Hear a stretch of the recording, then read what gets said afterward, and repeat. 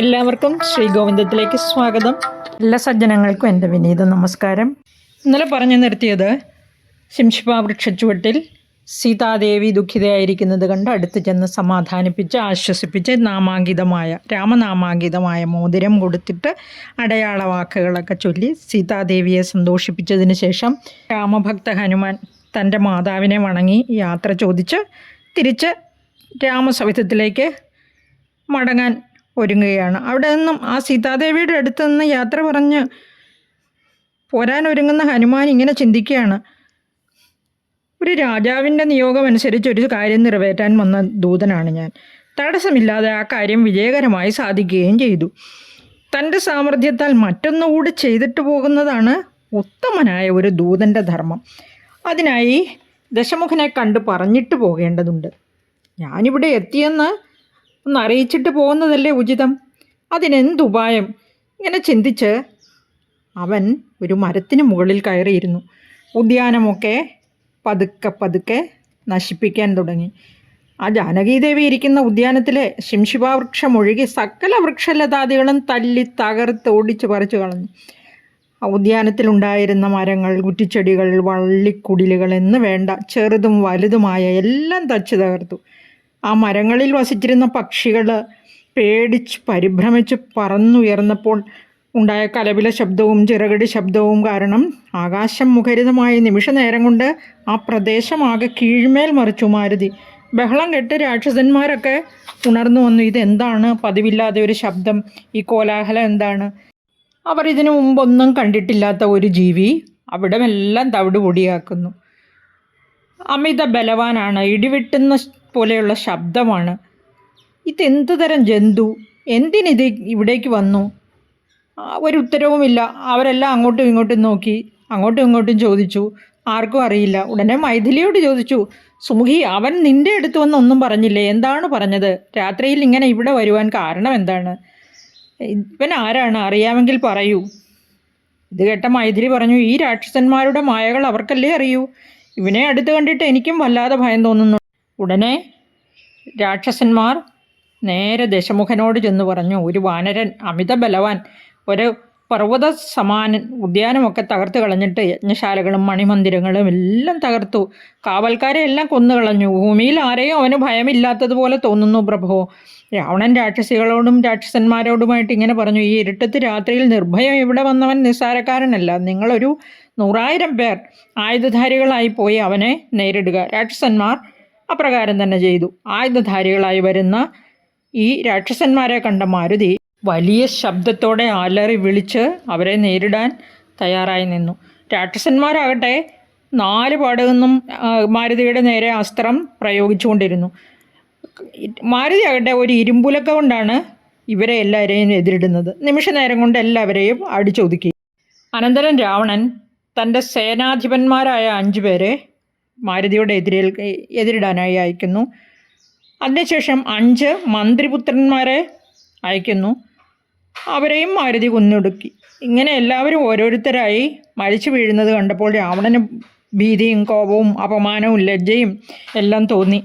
എന്നിട്ട് ഇങ്ങനെ പറഞ്ഞു, ഒരുവനോട് എതിരിടാൻ ഈ രാക്ഷസന്മാർക്ക് ആവതില്ലേ? ഈ ലോകത്തിൽ അസുരന്മാരെല്ലാം അവസാനിക്കും ഇവനോട് എതിരിട്ടാൽ.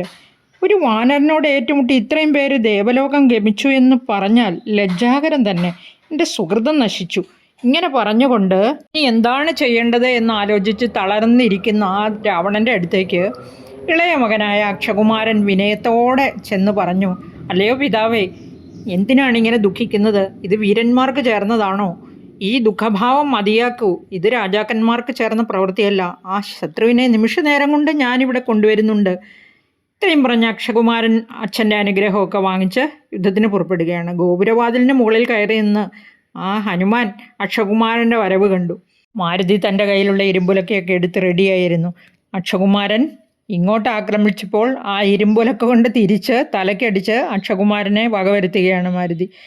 അക്ഷകുമാരൻ മരിച്ചതറിഞ്ഞ് രാവണൻ്റെ ദുഃഖം പറഞ്ഞറിയിക്കാൻ പറ്റുമോ? മാരുതിയെ എതിർക്കാനായി ചെന്നവരെല്ലാം ഓരോരുത്തരായി മരിച്ചു വീണു. അടുത്ത മകനായ ഇന്ദ്രജിത്തിനെ കെട്ടിപ്പിടിച്ച് പൊട്ടിക്കരഞ്ഞുകൊണ്ട് പറഞ്ഞു, കേൾക്കൂ മകനെ, നിന്റെ സഹോദരൻ എത്ര പരാക്രമശാലിയായിരുന്നു, എത്ര ബലവാനായിരുന്നു. അവൻ ആ വാനരൻ്റെ കൈയാൽ മരിച്ചുവല്ലോ. ആ വാനരനെ ഞാൻ വകവരുത്തുന്നുണ്ട്. അവനെ വകവരുത്തിയതിന് ശേഷമേ ഞാൻ നിന്റെ അനുജൻ്റെ ഉദകക്രിയകൾ ചെയ്യുന്നുള്ളൂ.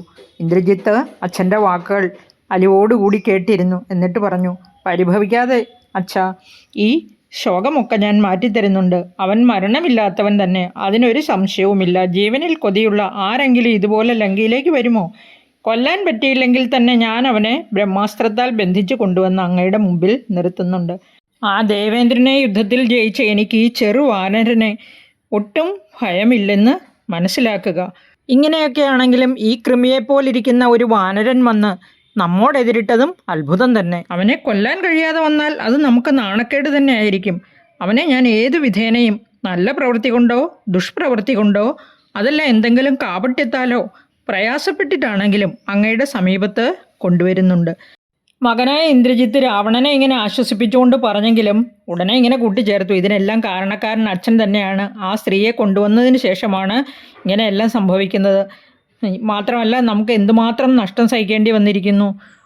എന്നിരുന്നാലും അങ്ങ് സന്താപം ഏതുമില്ലാതെ സസുഖം ഇവിടെ വാഴുക. ഇങ്ങനെ പറഞ്ഞ് ഇന്ദ്രജിത്ത് തൻ്റെ അച്ഛനായ രാവണൻ്റെ അനുമതിയോടുകൂടി യുദ്ധത്തിന് പുറപ്പെടുകയാണ്. രഥം, കവചം, അമ്പ്, വില്ല് ഇവയുടെ എല്ലാം അകമ്പടിയോടുകൂടി അങ്ങനെ ആ വാനരനെ ജയിക്കാനായിട്ട് പുറപ്പെടുകയാണ്. മാരുതി ഗരുഡനെ പോലെ മേൽപോട്ട് കുതിച്ചു ചാടി ഗർജിക്കുന്നത് കണ്ടപ്പോൾ പരസ്പരം രണ്ടുപേർക്കും അല്പം ബഹുമാനം ഉള്ളിൽ തോന്നി. പക്ഷേ അത് പുറമേ പ്രകടിപ്പിച്ചില്ല. രണ്ടുപേരും തമ്മിൽ പൊരിഞ്ഞ യുദ്ധം നടക്കുകയാണ്. ഇന്ദ്രജിത്ത് കാലുകളിലും വാലിലും എല്ലാം അമ്പ ചെയ്ത് ഇങ്ങനെ മാരുതിയെ എതിരിടുന്നുണ്ടെങ്കിലും മാരുതി ആ രഥത്തിൻ്റെ തേരാളിയെ കൊന്ന് രഥവും തവിടുപൊടിയാക്കി. മറ്റൊരു രഥത്തിൽ കയറി വീണ്ടും യുദ്ധത്തിന് വന്ന ആ ഇന്ദ്രജിത്തിന് നേരെ മാരുതിയും ശക്തമായി തന്നെ പൊരുന്നുണ്ട്. പക്ഷേ മാരുതിക്ക് ഒന്നും സംഭവിച്ചില്ല. നന്നാല് രോമങ്ങൾ കീറി എന്ന് മാത്രം എന്നാണ് പറഞ്ഞിരിക്കുന്നത്. രോമത്തിന് മാത്രം കുറച്ച് പൊട്ടൽ പറ്റി, വേറെ ഒന്നും സംഭവിച്ചില്ല. അവസാനം ദശമുഖപുത്രനായ ഇന്ദ്രജിത്ത് ബ്രഹ്മാസ്ത്രം എഴുതപ്പോൾ അതിനെ വണങ്ങി മോഹിച്ചു വീണു മാരുതി. ഭൂമിയിൽ വീണ മാരുതിയെ ബന്ധിച്ച് പിതാവിൻ്റെ മുമ്പിൽ കൊണ്ടുവയ്ക്കുകയാണ് ഇന്ദ്രജിത്ത്. പണ്ട് ദേവന്മാർ വരം കൊടുത്തിട്ടുള്ളതിനാൽ ഒരു വിഷമവും ഉണ്ടായില്ല മാരുതിക്ക്. ആ ശ്രീരാമനാമം ജപിക്കുന്നവർക്ക് അജ്ഞാനം നിമിത്തം ചെയ്യുന്ന കർമ്മബന്ധങ്ങൾ ഒഴിഞ്ഞ് ഭക്തി ഉണ്ടായിട്ട് അങ്ങനെ വിശുദ്ധരായി തീരും. എന്നിട്ട് ഹരിപദം പ്രാപിക്കും. അതായത് രാമനാമം ജപിക്കുന്നവർക്ക് അവരുടെ ജീവിതത്തിൽ യാതൊരുവിധ ക്ലേശങ്ങളോ കഷ്ടപ്പാടുകളോ ഒന്നും ഉണ്ടാവുകയില്ല എന്നാണ് പറഞ്ഞിരിക്കുന്നത്. ആ ബന്ധനം ഉണ്ടാകാതെ സാംസാരിക ബന്ധം ഏതുമില്ലാത്തവർക്ക് ഈ ബന്ധനം കൊണ്ട് എന്ത് സങ്കടം ഉണ്ടാവാൻ എന്നാണ് ഇവിടെ ഈ രാമായണത്തിൽ എഴുത്തച്ഛൻ നമ്മോട് ചോദിച്ചിരിക്കുന്നത്. ഹനുമാൻ ബ്രഹ്മചാരിയാണ്, ബന്ധനങ്ങൾ ഏതുമില്ല.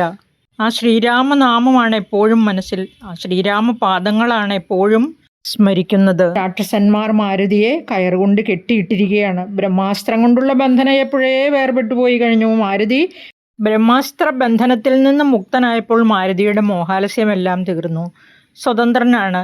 പക്ഷേ മാരുതി ആ ബന്ധിക്കപ്പെട്ടവൻ്റെ അതേ അവസ്ഥയിൽ ആ ബന്ധനത്തിൽ നിന്ന് മുക്തനാകാത്തതുപോലെ അഭിനയിച്ചുകൊണ്ട് കിടന്നു.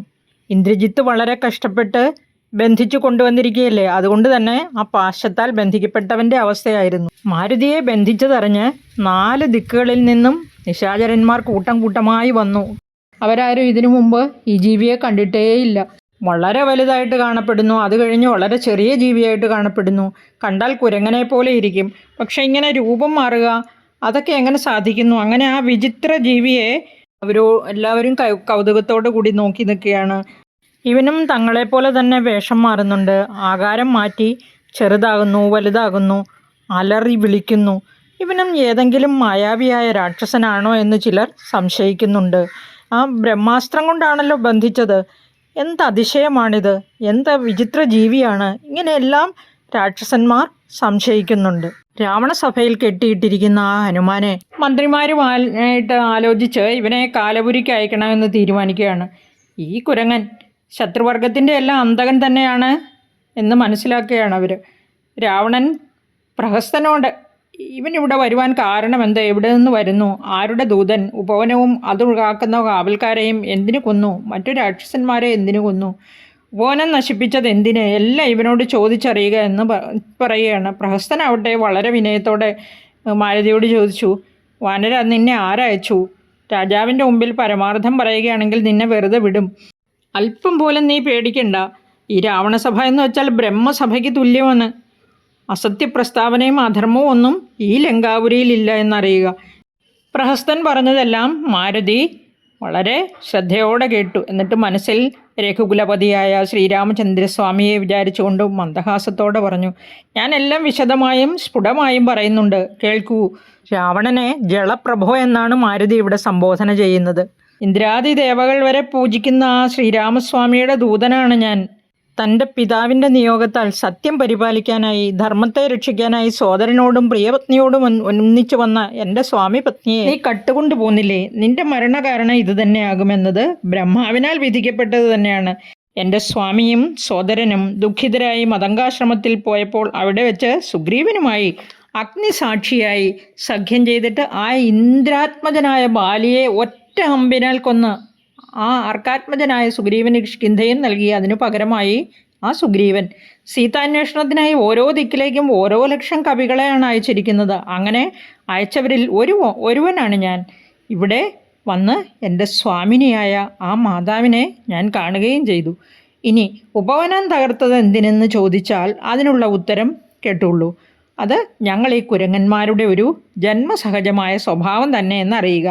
ഇനി ദശവദന, നിന്റെ ഭൃത്യന്മാരെ വധിച്ചത് ആത്മരക്ഷാർത്ഥമാണ്. അവരെന്നെ ആക്രമിച്ചു, ഞാനും തിരിച്ചാക്രമിച്ചു. ജീവഭയമില്ലാത്തവരാരാണുള്ളത്? 10 100 1000 വയസ്സായാലും ഇനി ജീർണിച്ചതായാലും ആത്മാവിന് പ്രിയം ദേഹമെന്നറിയുക. പിന്നെ നിന്റെ മകൻ ബ്രഹ്മാസ്ത്രം അയച്ചപ്പോൾ ഞാനൊന്നും മയങ്ങി എന്നത് നേരാണ്. പക്ഷേ എൻ്റെ ഈ ശരീരത്തിൽ ഒരു പോറൽ പോലും ഏറ്റില്ല. എനിക്കൊന്നും സംഭവിക്കില്ല എന്ന് എനിക്കറിയാം. ഞാൻ ബദ്ധനാണെന്ന ഭാവത്തിൽ വന്നിരിക്കുകയാണിവിടെ. അതിന് കാരണവും ഞാൻ പറയാം. അജ്ഞാനികളായവർക്ക് ജ്ഞാനം ഉണ്ടാക്കേണ്ടത് അറിവുള്ളവരുടെ ധർമ്മമാണ്. ഭവാൻ മോഹമാകുന്ന മഹാസമുദ്രത്തിൽ വീണ് കിടക്കുകയാണ്. അങ്ങനെയുള്ള ഭവാന് ആത്മജ്ഞാനോപദേശം നൽകി മോക്ഷമാർഗം ഉപദേശിക്കുന്നതും ധർമ്മമാണെന്നറിയുക. നീ ഈ രാക്ഷസ പ്രവൃത്തിയെ ഉപേക്ഷിച്ച്, അതായത് ദ്രോഹബുദ്ധിയെ ഉപേക്ഷിച്ചിട്ട് ദൈവികമായ വഴി സ്വീകരിക്കുക. അത് ജനന മരണ ഭയത്തെയും സാംസാരിക മോഹങ്ങളെയും നശിപ്പിക്കുന്നു എന്നറിയുക. ഉത്തമന്മാരിൽ വെച്ച് ഉത്തമന്മാരായവരുടെ കുലത്തിലാണല്ലോ ഭവാൻ ജനിച്ചത്. ഒരിക്കൽ ബ്രഹ്മാവ് വേദങ്ങൾ ജപിച്ചുകൊണ്ടിരുന്നപ്പോൾ എന്തോ ചില അപശബ്ദങ്ങൾ കാരണം ശരിക്ക് പാരായണം ചെയ്യാൻ കഴിഞ്ഞില്ല. ആ അസ്വസ്ഥ നിമിഷങ്ങളിൽ ഉണ്ടായതാണ് ഹേതിയും പ്രഹേതിയും. ഹേതി ഒരു രാക്ഷസനും പ്രഹേതി ഒരു സൽസ്വഭാവിയായ യക്ഷനുമായി തീർന്നു. ഇതിൽ ഹേതിക്ക് വിദ്യുത്കേശനെന്നും സുകേശനെന്നും 2 പുത്രന്മാരുണ്ടായി. സുകേശന് 3 പുത്രന്മാരുണ്ടായിരുന്നു, മാല്യവാൻ, മാലി, സുമാലി. അവർ 3 പേരും ബ്രഹ്മാവിനെ തപസ് ചെയ്ത് പ്രീതിപ്പെടുത്തി വരങ്ങൾ വാങ്ങി. വളരെയധികം ശക്തിശാലികളായ അവർ 3 പേരും ദേവന്മാരെ ആക്രമിച്ച് അവരുടെ കയ്യിൽ നിന്നും ലങ്ക തട്ടിയെടുത്തു. അനന്തരം അവർ 3 പേരും 3 ലോകങ്ങളിലും ഉള്ളവരെയും ആക്രമിക്കാൻ തുടങ്ങി. ഇവരുടെ ഈ ആക്രമണങ്ങളിൽ നിന്നും രക്ഷ നേടാനായി അവർ ശിവനെ സമീപിച്ചു. മഹാദേവനാകട്ടെ അവരെ നേരെ മഹാവിഷ്ണുവിൻ്റെ സമീപത്തേക്ക് അയച്ചു. വിഷ്ണു ഈ രാക്ഷസന്മാരോട് യുദ്ധം ചെയ്ത് അവരെ തോൽപ്പിച്ചു. മാത്രമല്ല ലങ്ക വിട്ട് ഓടിക്കുകയും ചെയ്തു.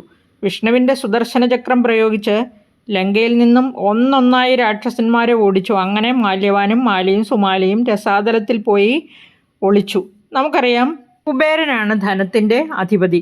കുബേരൻ ഈ ലങ്കയുടെ ആധിപത്യം തനിക്ക് ലഭിക്കാനായി 500 കൊല്ലം തപസ് ചെയ്തു.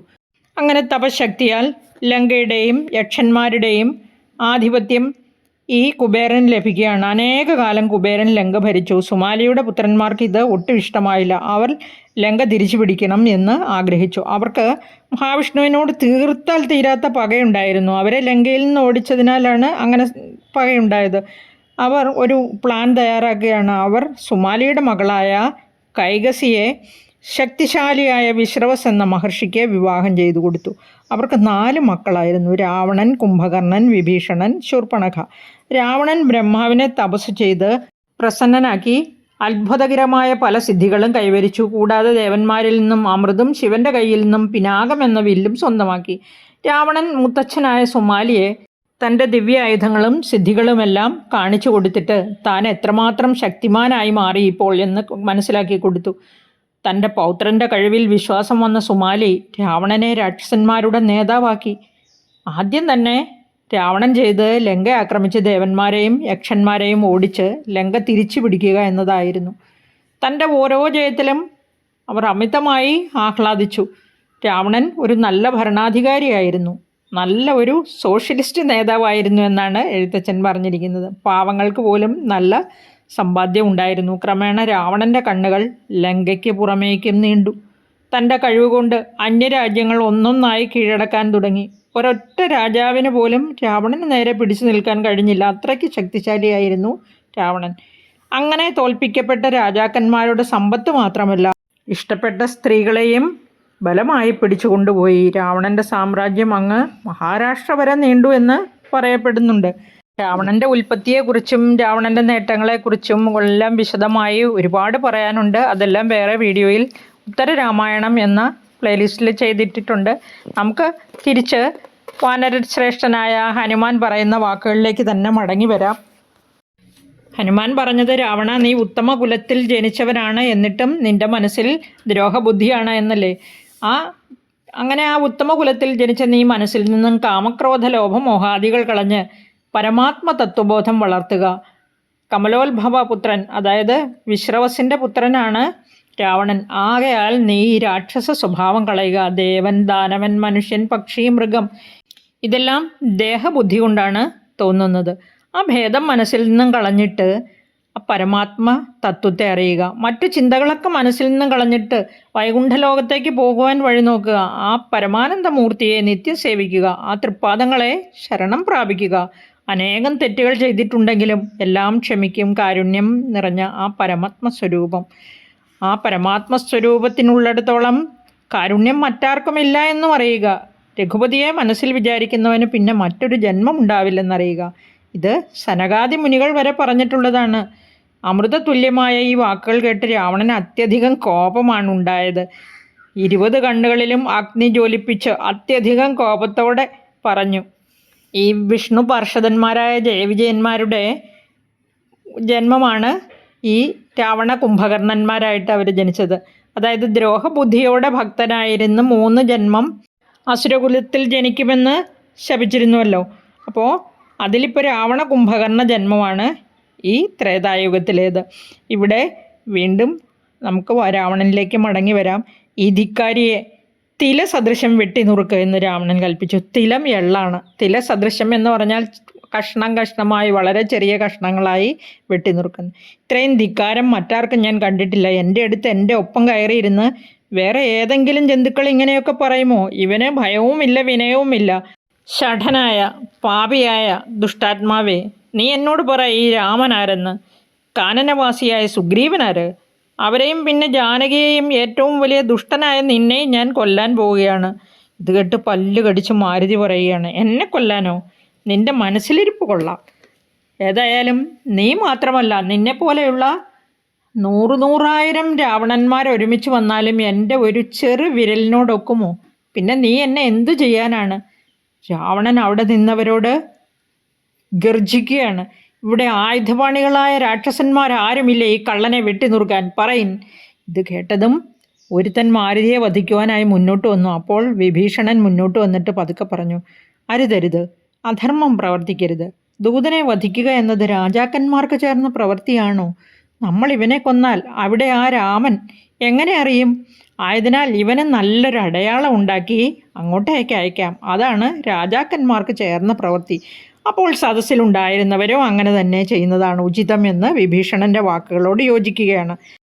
എല്ലാവരും തന്നെ അപ്രകാരം ഈ വാനരനെ നല്ലൊരു അടയാളമുണ്ടാക്കി തിരിച്ചയക്കാമെന്ന് തീരുമാനിക്കുന്നു. രാവണൻ സഭയിൽ എല്ലാവരോടുമായി പറഞ്ഞു, ഈ വാനരജാതികൾക്ക് മുഖമോ കൈകാലുകളോ അല്ല, അവരുടെ ശൗര്യത്തിൻ്റെ അടിസ്ഥാനം അവരുടെ വാലാണ്. ആയതിനാൽ നിങ്ങൾ അവൻ്റെ വാലിന്മേൽ തുണി ചുറ്റി എണ്ണയിൽ മുക്കി കത്തിച്ച് അവനെ പൊള്ളലേൽപ്പിക്കുക. നമുക്കറിയാം, അഗ്നി ഭഗവാൻ വരം നൽകിയിട്ടുണ്ട്. അഗ്നി മൂലം ഒരു പരുക്കും ഏൽക്കുകയില്ലെന്ന് വരം കിട്ടിയിട്ടുണ്ടല്ലേ. 24-ാം ദിവസത്തെ കഥയിൽ ആഞ്ജനേയൻ്റെ സിദ്ധികളെക്കുറിച്ചും വരം ലഭിക്കാനുണ്ടായ കാരണങ്ങളെക്കുറിച്ചുമെല്ലാം വളരെ വിശദമായി പറഞ്ഞിട്ടുണ്ട്. ഇവിടെ അത് ഓർമ്മിപ്പിച്ചു എന്നേ ഉള്ളൂ. ഉടനെ തന്നെ ഈ അഗ്നിയാൽ പരിക്കേൽക്കുകയില്ലെന്ന് ഈ മൂഢരാക്ഷസന്മാർക്ക് അറിയില്ല. ഇത്രയൊക്കെ ഈ വാനരൻ ഒറ്റയ്ക്ക് ചെയ്തു കൂട്ടിയിട്ടും അവനെ മനസ്സിലാക്കാനും ഈ രാക്ഷസന്മാർക്ക് പറ്റിയില്ല അല്ലേ. വാലില്ലാത്ത ഈ കുരങ്ങനെ ലക്ഷണം കെട്ടവനെന്നും കുലദ്രോഹിയെന്നും പറഞ്ഞ് തങ്ങളുടെ കൂട്ടത്തിൽ നിന്നും മറ്റു വാനരന്മാർ പുറത്താക്കും. ഇവനെ രാത്രിയിൽ അതിക്രമിച്ചു വന്ന കള്ളനെന്ന് പറഞ്ഞ് എല്ലാ ദിക്കുകളിലും കേൾക്കാൻ പാകത്തിന് ഉച്ചത്തിൽ വിളിച്ചു പറഞ്ഞുകൊണ്ട് എല്ലാ വഴികളിലൂടെയും കൊണ്ടു നടക്കൂ. ദശവദനൻ്റെ വാക്കുകൾ കേട്ട് ആ രാക്ഷസന്മാർ എണ്ണയിലും നെയ്യിലും മുക്കിയെടുത്ത വസ്ത്രങ്ങൾ വാലിൽ ചുറ്റിക്കെട്ടാൻ തുടങ്ങി. ചുറ്റുംതോറും വാൽ നീണ്ട് തടിച്ച് വന്നുകൊണ്ടിരുന്നു. അവസാനം ചുറ്റാൻ തുണിയും എണ്ണയും ഒന്നും ബാക്കിയില്ലാതെയായി. രാക്ഷസന്മാർ അവരവരുടെ വീടുകളിൽ പോയി അവിടെ സൂക്ഷിച്ചിരുന്ന അവരുടെ വസ്ത്രങ്ങളും എണ്ണയും നെയ്യും എല്ലാം കൊണ്ടുവന്ന് ചുറ്റാൻ തുടങ്ങി. പിന്നെയും തികയാതെ വന്നപ്പോൾ അവിടെ നിടന്ന് എവിടുന്നൊക്കെയോ ശേഖരിച്ചു കൊണ്ടുവന്ന് വാലിൽ ഇങ്ങനെ ചുറ്റിക്കൊണ്ടേയിരുന്നു. പിന്നെയും വാൽ ശേഷിച്ചു തന്നെയിരുന്നു. ഇവൻ സാധാരണക്കാരനല്ല, ഏതോ ദിവ്യനാണ്. ആർക്ക് തോന്നി ഇങ്ങനെ ഒരു വിപരീത ബുദ്ധി? ഇങ്ങനെ ഇനി വസ്ത്രങ്ങളുമില്ല, നെയ്യുമില്ല, എണ്ണയുമില്ല, ഒന്നും ശേഷിക്കുന്നില്ലല്ലോ. ഇങ്ങനെ തോന്നിയത് നമ്മുടെ നാശത്തിനാണ്. ഏതായാലും ഇനി നമുക്ക് സമയം കളയണ്ട, വാലിന് തീ കൊളുത്താമെന്ന് പറഞ്ഞ് വാലറ്റത്ത് തീ കൊളുത്തുന്നു. ആ ഹനുമാനെ എടുത്തുയർത്തി പശ്ചിമ ഗോപുരത്തിലുള്ള വാതിലിലേക്ക് എടുത്തുകൊണ്ട് പോവുകയാണ്. കള്ളൻ എന്ന് വിളിച്ചു പറഞ്ഞു കൊണ്ടുപോകണമെന്നല്ലേ പറഞ്ഞിരിക്കുന്നത്. അങ്ങനെ പെരുമ്പറ കൊട്ടി ഉച്ചത്തിൽ വിളിച്ചു പറയുന്നുണ്ട്. അങ്ങനെ പോകുന്ന സമയം ഹനുമാൻ പെട്ടെന്ന് തൻ്റെ ശരീരം ഒന്ന് ചെറുതാക്കി. അപ്പോൾ കെട്ടിയിട്ടിരുന്ന കയറൊക്കെ അയഞ്ഞിട്ട് ആ ബന്ധനത്തിൽ നിന്നും മുക്തനാവുകയാണ്. ഉടനെ ഒരൊറ്റ ചാട്ടം മുകളിലേക്ക്. ആ വാലങ്ങനെ കത്തിക്കൊണ്ടിരിക്കുകയാണെന്ന് മനസ്സിലാക്കണം. മൈലുകളോളം നീളമുണ്ട് വാലിനെന്നും മനസ്സിലാക്കുക. ഇടയ്ക്കിടയ്ക്ക് ആ വാൽ ഉയർത്തി അവിടെയും ഇവിടെയായി എല്ലാത്തിനും തീ കൊളുത്തുകയാണ്. ഒരു സ്ഥലവും ഒരു കെട്ടിടവും ഒഴിച്ചിടാതെ കത്തിച്ച് ആ ഹനുമാൻ അങ്ങനെ ചാടി മുന്നോട്ട് പോകുന്നതിനനുസരിച്ച് അഗ്നിയും പടർന്ന് കത്തി ഇങ്ങനെ വ്യാപിച്ചുകൊണ്ടിരുന്നു. മനോഹരമായ മണിമന്ദിരങ്ങളും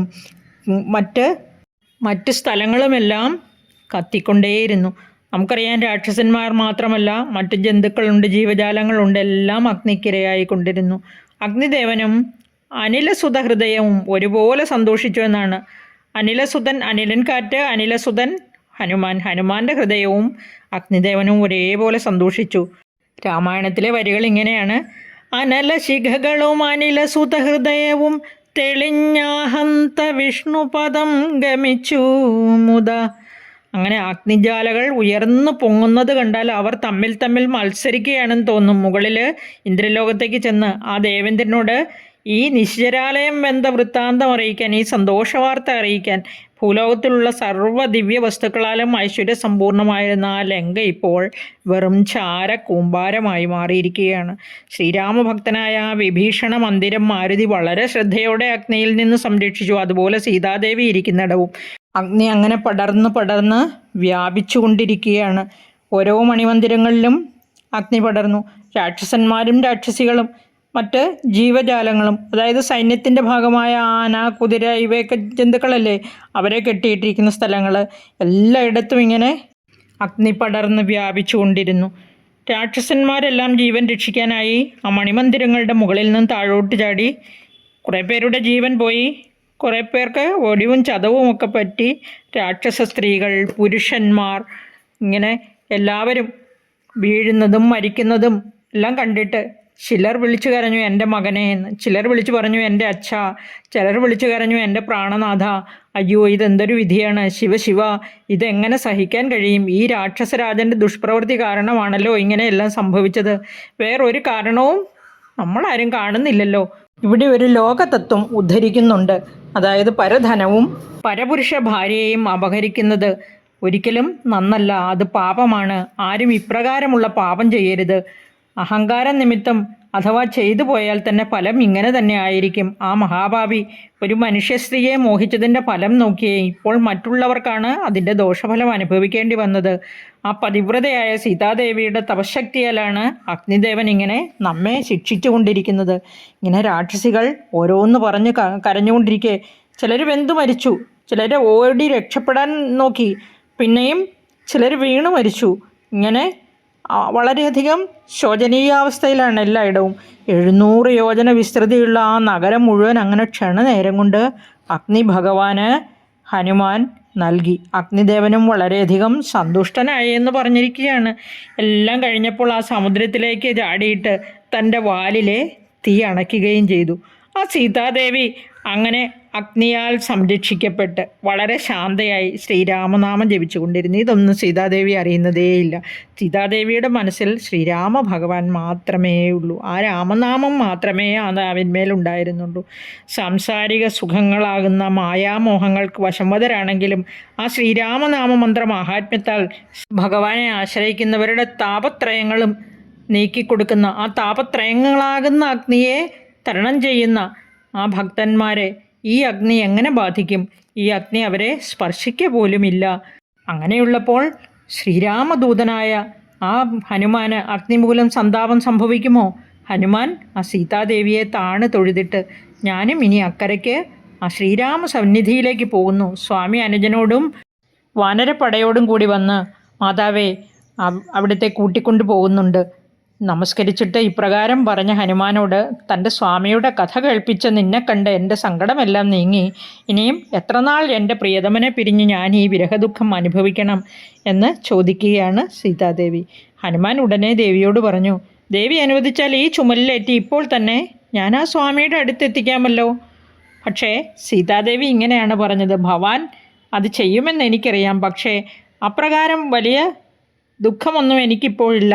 എന്നെ ഇപ്പോൾ ആരും അറിയാതെ കൊണ്ടുപോയാൽ അത് എൻ്റെ പ്രാണനാഥന് തന്നെയാണ് ദുഷ്കീർത്തി ഉണ്ടാക്കുന്നത്. ആയതിനാൽ വാനര സൈന്യത്തോടൊപ്പം വന്ന് ദിവ്യാസ്ത്രങ്ങൾ ഉപയോഗിച്ചോ വെള്ളം വറ്റിച്ചിട്ടോ സേതു ബന്ധിച്ചിട്ടോ എങ്ങനെയായാലും ആ ദുഷ്ടനെ കൊന്ന് എന്നെ രക്ഷിച്ചു കൊണ്ടുപോകുന്നതിനുള്ള വേലകൾ ചെയ്താലും അത്ര നാളും ഞാൻ എൻ്റെ ഈ ജീവൻ സംരക്ഷിച്ചു കൊള്ളാം. ഹനുമാൻ തിരികെ സമുദ്രം ചാടിക്കടന്ന് ശ്രീരാമൻ്റെ അടുത്തേക്ക് പോകുന്നു. നമുക്കറിയാം മറ്റു വാനരന്മാരെല്ലാം, അതായത് അങ്കദൻ, ജാമ്പവാൻ, മറ്റു സകല വാനരന്മാരും ഈ ഹനുമാന്റെ വരവും പ്രതീക്ഷിച്ച് ഇക്കരെ ഇരിപ്പുണ്ടല്ലേ. 3 ലോകങ്ങളും നടുങ്ങുമാറുള്ള ശബ്ദം കേട്ട് ഈ വാനരന്മാരെല്ലാം നടുങ്ങുകയാണ്. അവർ പറഞ്ഞു, കേൾക്കൂ, ആ ശബ്ദം അത് ആ വാതാത്മജൻ കാര്യം സാധിച്ച് വരുന്നതിൻ്റെയാണ്. അങ്ങനെയാണ് തോന്നുന്നത്. ശബ്ദം കേട്ടാലറിയാം നമ്മുടെ മാരുതി കാര്യം നിർവഹിച്ച് വിജയിയായി മടങ്ങി വരുന്നതാണ്. അവർ മാരുതിയെ കാണുകയാണ്. മാരുതി മാരുതി മാരുതി എന്നവർ ഉച്ചത്തിൽ വിളിച്ചു പറഞ്ഞുകൊണ്ടിരുന്നു. ഞാൻ കണ്ടു ആ ശ്രീരാമസ്വാമിയുടെ അനുഗ്രഹത്താൽ, എൻ്റെ സ്വാമിയുടെ അനുഗ്രഹത്താൽ ഞാൻ കണ്ടു. മോതിരവും കൊടുത്തു, ലങ്കയും ഉദ്യാനവും എല്ലാം ഞാൻ ചുട്ടുകരിച്ചു എന്ന് പറഞ്ഞുകൊണ്ട് രാവണൻ അവരുടെ സമീപത്തേക്ക് വന്നു. ആ രാവണനെ കണ്ട അവൻ്റെ അഹങ്കാരമെല്ലാം ഉടനെ തീരും, ഇനി കുറച്ച് നാളത്തേക്കേ ഉള്ളൂ എന്ന് വീണ്ടും പറയുകയാണ്. നമുക്ക് സ്വാമിയോട് ഈ കഥയെല്ലാം പറയണം. എൻ്റെ കൂടെയുള്ള വാനരന്മാരെ എല്ലാം പേരെടുത്ത് വിളിക്കുകയാണ്. ജാമ്പവാൻ, അങ്കദൻ, നീലൻ, ഗവൻ, ഗവാക്ഷൻ, ഇങ്ങനെ ഓരോരുത്തരെയും പേരെടുത്ത് വിളിച്ച് ശ്രീരാമസന്നിധിയിലേക്ക് വേഗം പോകാമെന്ന് പറയുന്നു. അവരെല്ലാവരും വന്ന് ഹനുമാനെ കെട്ടിപ്പിടിച്ച് സന്തോഷം പ്രകടിപ്പിക്കുകയാണ്. കുറച്ച് പേര് വാലിലാണ് ഉമ്മ വയ്ക്കുന്നത്, കുറച്ച് പേര് അതായത് ശരീരത്തിൻ്റെ എല്ലാ ഭാഗങ്ങളിലും കിട്ടുന്നിടത്തൊക്കെ ഉമ്മ വച്ചാണ് സന്തോഷം പ്രകടിപ്പിക്കുന്നത്. എല്ലാവരും ആർത്ത് വിളിച്ച് ഹനുമാനെ മുന്നിൽ നടത്തി പോകുന്ന വഴിക്ക് പ്രസ്രവണാചലത്തിൽ മനോഹരമായ ഉദ്യാനം കാണുന്നു. കവികളല്ലേ, പഴങ്ങളെല്ലാം കണ്ടപ്പോൾ അത് തിന്നാതെ എങ്ങനെയാണ് പോകുന്നത്? വിശപ്പും ദാഹവും തീർത്തിട്ട് പോകാം എന്ന് കരുതി അവർ അങ്കദനോട് അനുവാദം ചോദിക്കുന്നു. അവരെല്ലാവരും സുഗ്രീവൻ്റെ ആ രാജകീയ ഉദ്യാനത്തിൽ പ്രവേശിച്ച് ഫലമൂലങ്ങളെല്ലാം ഭക്ഷിക്കുന്നു. സുഗ്രീവൻ്റെ അമ്മാവനായ ദധിമുഖനായിരുന്നു ആ ഉദ്യാനം പരിപാലിച്ചിരുന്നത്. കാവൽക്കാരെല്ലാം ഓടി വന്ന് തടുത്തുവെങ്കിലും അങ്കദാദികൾ അവരെ ഇടികൊടുത്ത് ഓടിക്കുന്നു. ദധിമുഖൻ ശീഘ്രം സുഗ്രീവനോട് വിവരം പറയുകയാണ്. അങ്കദനും കൂട്ടരും അങ്ങയുടെ ആ ഉദ്യാനത്തിൽ അതിക്രമിച്ചു കയറിയിരിക്കുന്നു. ഇടയാൻ ചെന്ന കാവൽക്കാരെയെല്ലാം അവർ ക്ഷണനേരം കൊണ്ട് അടിച്ചോടിച്ചു. ഇത് കേട്ട സുഗ്രീവൻ സന്തുഷ്ടനായി വളരെയധികം സന്തോഷത്തോടെയാണ് രാമനോട് പറയുന്നത്. അവർ കാര്യം സാധിച്ചു വരുന്നു എന്നാണ് തോന്നുന്നത്. അതല്ല എന്നുണ്ടെങ്കിൽ അവന്മാരൊരിക്കലും എൻ്റെ രാജകീയ ഉദ്യാനത്തിൽ പ്രവേശിക്കാൻ ധൈര്യപ്പെടുകയില്ല. അനന്തരം സുഗ്രീവൻ സേവകന്മാരെ വിളിച്ച് മാരുതിയോടും മറ്റു വാനരന്മാരോടും എത്രയും പെട്ടെന്ന് അവരുടെ സുഗ്രീവ സന്നിധിയിലേക്ക്, ശ്രീരാമ സന്നിധിയിലേക്ക് എത്തിച്ചേരാൻ കൽപ്പിക്കുകയാണ്. സേവകന്മാരും അങ്കദാദികളോട് വിവരം അറിയിക്കുന്നു. സുഗ്രീവാജ്ഞ കേട്ടിട്ട് എല്ലാവരും ശ്രീരാമ സവിധത്തിലെത്തി വന്നിച്ച് നമസ്കരിച്ച് സ്തുതിക്കുന്നു. ഇങ്ങനെ ഹനുമാൻ പിന്നീട് പറയുകയാണ്, ഞാൻ ദേവിയെ കണ്ടു. ആ രാക്ഷസന്മാരുടെ ലങ്കയിൽ ശിംശിപ വൃക്ഷച്ചുവട്ടിൽ സുഖമായിട്ടിരിക്കുന്നു. അങ്ങയ്ക്കും സൗമിത്രയ്ക്കും സുഖമായിരിക്കുന്നോ എന്ന് ചോദിച്ചു. രാക്ഷസിമാരാൽ പരിവൃതയായി കണ്ണുനീരൊഴുക്കി സദാ രാമാ രാമ എന്ന് വിലപിച്ചിരിക്കുകയാണ് ആ ദേവി. ഞാൻ അതികൃശ ശരീരത്തോടുകൂടി മറ്റാരുടെയും ദൃഷ്ടിയിൽപ്പെടാതെ ചെന്ന് കണ്ടു. അവിടുത്തെ കഥകൾ അമൃതിന് സമമായ കഥകൾ അറിയിച്ചു. ദശാനനൻ കട്ടുകൊണ്ടുപോകുന്നതും അർക്കാത്മജനോട് അഗ്നിസാക്ഷിയായി സഖ്യമുണ്ടാക്കിയതും ബാലിയെ വധിച്ചതും എല്ലാം ദേവിയെ അറിയിച്ചു.